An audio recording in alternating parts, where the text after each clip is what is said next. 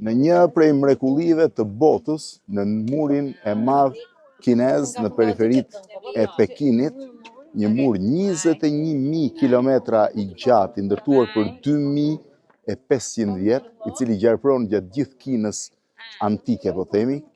Kinës kontinentale, i ndërtuar për të shfutuar sulmeve të mongolëve që do vinin nga ky drejtim, është i barabartë me gjysmën e diametrit të globit dhe njëkohësisht është rreth 3 herë distanca nga Pekini deri në Tiranë. Kjo është pjesa e mureve me kullat mbrojtëse në këtë drejtim, sepse bie dielli,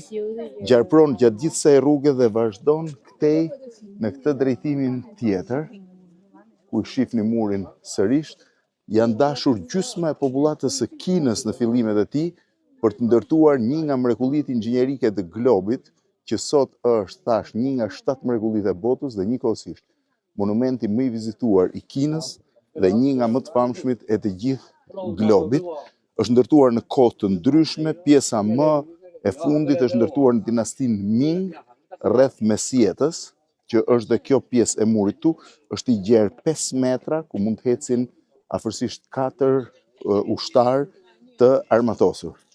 Nëse doni të shihni një prej mrekullive të botës, duhet vizitoni patjetër murin e madh kinez në periferi të Pekinit.